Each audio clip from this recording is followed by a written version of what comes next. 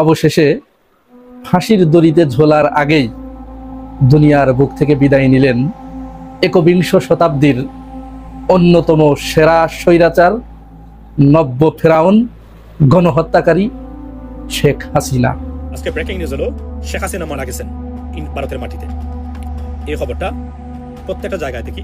জন্ম নিলে মরিতে হবে, এটাই চিরন্তর, এটাই বাস্তব। বাস্তব মেনে নিতে হবে। আওয়ামী লীগের সভানেত্রী শেখ হাসিনা তিনি মারা গিয়েছেন। শেখ হাসিনা কি বেঁচে আছেন নাকি মারা গেছেন? ইন্না লিল্লাহ। এইমাত্র জানা গিয়েছে সাবেক প্রধানমন্ত্রী শেখ হাসিনা আর নেই, তিনি মারা গিয়েছেন। তিনি কিভাবে মারা গেলেন, তাকে কি হত্যা করা হয়েছে, তিনি কতদিন আগে মারা গিয়েছেন, তার যে ছবি ভাইরাল হয়েছে সেটি নিয়ে কি বলেছেন টিউলিপ সিদ্দিকী ও সাইমা ওয়াজেদ পুতুল এই ভিডিওতে দেখতে পারবেন।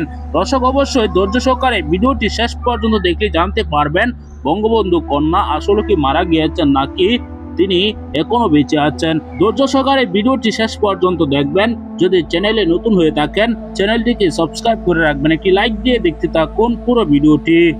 অবশেষে ফাঁসির দড়িতে ঝোলার আগেই দুনিয়ার বুক থেকে বিদায় নিলেন একবিংশ শতাব্দীর অন্যতম সেরা স্বৈরাচার, নব্য ফেরাউন এবং অসংখ্য ছাত্র জনতা, শিশু, বৃদ্ধ, নারী এবং নিরীহ নিরস্ত্র মানুষের গণহত্যাকারী শেখ হাসিনা। এরকম একটি শিরোনাম আপনারা হয়তো দেখার জন্য অপেক্ষা করছেন, কিন্তু এইটার জন্য আরো কয়েকদিন অপেক্ষা করতে হবে। আমি এখন যেটা বললাম এইটা হয়তো ঘটে গেছে কিংবা ঘটে নাই, তবে যে কোনো মুহূর্তে এটি যে ঘটে গেছে বা ঘটতে যাচ্ছে বা ঘটবে সেটি আপনারা জানতে পারবেন যে কোনো মুহূর্তে। তাহলে আসেন ব্যাপারটা একটু পরিষ্কার করে বলি। আজ থেকে ঠিক 3-4 দিন আগে ওই যে ব্রিটিশ যে এমপি আর এক দুর্নীতিবাজ, বাংলাদেশের যে ফ্ল্যাটের ভাগিদার বিভিন্ন জনের কাছ থেকে, টিউলিপ সিদ্দিকী, সে শেখ হাসিনার একটা ছবি শেয়ার করে বলেছেন খালামণি অসুস্থ, একটু অসুস্থ। তখনই কেন যেন আমার ভিতরে একটু মচর দিয়ে উঠলো এবং আমার মনের ভিতরে একটু খটকা লাগলো। আমি তখনই চিন্তা করলাম যে এই বিষয়টা নিয়ে আমার ভিডিও বানানো দরকার। তো এর ভিতরেই ডাকসুর এই যে বিভিন্ন ধরনের কেসাল টেসাল বেঁধে গেল, পাগলদের উচ্ছেদে বামেদের মায়া কান্না শুরু হয়ে গেল, ওনাদের দুনিয়ার যত বাধা বিপত্তি সব এই কেন্দ্রিক, ওনাদের যত বাধা বিপত্তি মেজরিটি পার্সেন্টেজের পক্ষে কোনোদিন বাংলাদেশের বামেরা দাঁড়াতে পারে না। ওরা এটা ওদের নেচারে নাই। ওরা সবসময় ওই মাইনরিটি, মানে যারা একেবারে সমাজের সবচেয়ে নিকৃষ্ট মানের, এইগুলোর পক্ষে, তাও নিতে অসুবিধা নেই, দোষ নাই, তাদের পক্ষেও দাঁড়ানোর দরকার, কিন্তু সেটা তো ন্যায়গতভাবে হওয়া দরকার। এমন একজনের পক্ষ নিয়ে নেয়, দেখা যায় সমাজে যারা অপরাধী হিসেবে চিহ্নিত তাদের পক্ষ নিয়ে নেয়। তো যাই হোক, এদের নিয়ে কেসাল যখন শুরু হলো তখন এই ডামাডোলে আমি আর ওই ভিডিওটা বানাতে পারিনি। আমি আপনাদের এর আগে বেশ প্রায় মাসখানেক আগে একটা ভিডিও বানিয়েছিলাম, সেখানে আপনাদেরকে বলেছিলাম যে শেখ হাসিনা এই যে বারবার অডিও কল ফাঁস করেন, প্রকাশ করে দেন, তিনি ভিডিও কলে আসেন না কেন? আসলেই তার চেহারাটা কেমন হয়েছে বাংলাদেশ থেকে পালিয়ে যাবার পরে, বা তিনি আদতেও আছেন কিনা এখান থেকে যাওয়ার পরে, তো তিনি আসলে ভিডিও কলে তার নেতাকর্মীদের দেখা দেন না, কাউকেই দেখা দেন না। অনেকেই নাকি তার সাথে যোগাযোগ করেছে ভিডিও সাক্ষাৎকার নিতে, উনি রাজি হন নাই এরকম শোনা যায়। এরই ভিতরে আজকে আবার নতুন করে তাকে নিয়ে একটা শোরগোল উঠেছে, একটা আলোচনা বাজারে এসেছে। আমার ওই কথার কাছে কিন্তু যাচ্ছে যে তিনি ভিডিও কলে কেন আসেন না, শুধু অডিও কল ছাড়েন।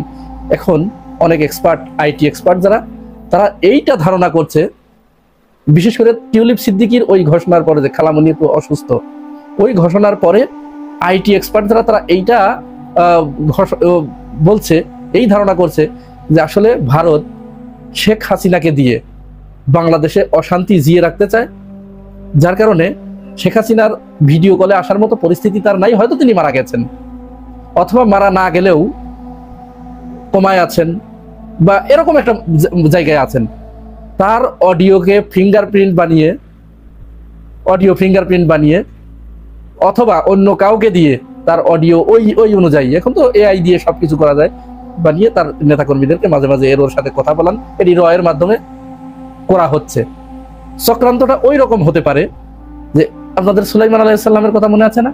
সুলাইমান আলাইহিস সালাম যখন জিনদের দিয়ে ওই যে মসজিদের নির্মাণ কাজটা করিয়ে নিচ্ছিলেন, এর মধ্যেই কিন্তু সুলাইমান আলাইহিস সালামের আয়ুটা শেষ হয়ে যায় এবং আল্লাহ রাব্বুল আলামিনের কাছে তিনি আবেদন করেন যখন তার সামনে আজরাইল এসে দাঁড়ায় যে রব্বুল আলামিন, তাহলে কি আমি এই মসজিদের কাজটা সমাপ্ত করতে পারবো না?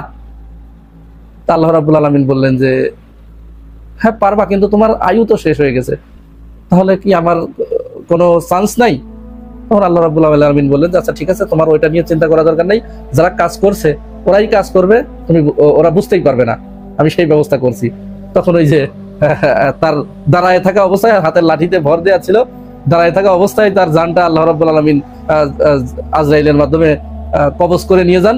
আর ওদিকে জিনরা মনে করছে যে দাঁড়াইয়েই তো আছে, জীবিত মানুষ, তো আমাদের কাজ করতে অসুবিধা কোথায়, আমরা তো তার নির্দেশে, যেহেতু তিনি জিনদের বাদশা ছিলেন, তো বাদশা তো দাঁড়িয়েই আছেন। তো মসজিদ যখন একেবারে নির্মাণ শেষ হয়ে গেছে, ইন দ্য মিন টাইম ওই একটা ঘুন পোকা তার ওই লাঠির নিচ থেকে খাওয়া শুরু করেছে। খেতে খেতে খেতে খেতে খেতে খেতে যেদিন এই মসজিদের নির্মাণ কাজ শেষ হয়ে গেছে, সেদিন লাঠির এই পোড়া লাঠি খাওয়া শেষ হয়ে গেছে। তো তখন তিনি ভোপাস করে পড়ে গেলেন। পড়ে যাবার সাথে সাথে জিনরা ছুটে আসলো, কি হলো? এসে দেখে যে সুলাইমান আলাইহিস সালাম আর নাই, বেঁচে নাই। তো তখন তারা ওই লাঠি ঘুনে খাওয়া দেখে তারা অনুমান করলো যে কতদিন আগে তিনি মারা গেছেন। তখন তারা মাথা থাবড়াতে লাগলো, হায় হায়, আমরা এতদিন তাহলে কি করেছি। তো আমার কাছে মনে হচ্ছে এইখান থেকে এই শিক্ষাটা নিয়েছে যে শেখ হাসিনাকে যে কোনোভাবে তার মৃত্যুর খবর কাউকে না দিয়ে তিনি যেখানে যে অবস্থায় থাক, মানুষের সাথে মাঝে মাঝে। দর্শক, গত কয়েকদিন ধরে শেখ হাসিনা অডিও বার্তায় কোনো কথাবার্তা বলছেন না, এমনকি তিনি যে মারা গিয়েছেন তার প্রমাণ কিন্তু পাওয়া যাচ্ছে। তিনি অসুস্থ, কয়েকদিন আগে বলেছিলেন টিউলিপ সিদ্দিকী ও সাইমা ওয়াজেদ পুতুল, এমনকি সজীব ওয়াজেদ জয়ও স্বীকার করেছিলেন শেখ হাসিনা খুবই অসুস্থ। তার একটি ছবি ভাইরাল হয়েছিল সে সময়। দর্শক, কয়েকদিন যাবৎ ধরে তিনি কথা বলছেন না সোশ্যাল মিডিয়ায়, এমনকি ভিডিও কলে এই পর্যন্ত তিনি আসতে পারেনি। তাহলে কি তিনি মারা গিয়েছেন? দর্শক, এখন পর্যন্ত কিন্তু ভারতের কোনো বড় গণমাধ্যম এই খবরটি প্রকাশ করেনি, কিন্তু ভারতের ছোট ছোট গণমাধ্যমগুলো বলছে শেখ হাসিনা আরো আগে মারা গিয়েছেন। দর্শক, এখন পর্যন্ত কিন্তু আসল তথ্য পাওয়া যাচ্ছে না। দর্শক, আপনারা জানেন শেখ হাসিনা তিনি ভারতে পলাতক, তিনি ভারতে গৃহবন্দী অবস্থায় আছিল, তিনি কোনো জায়গায় ঘুরতেও যেতে পারতো না।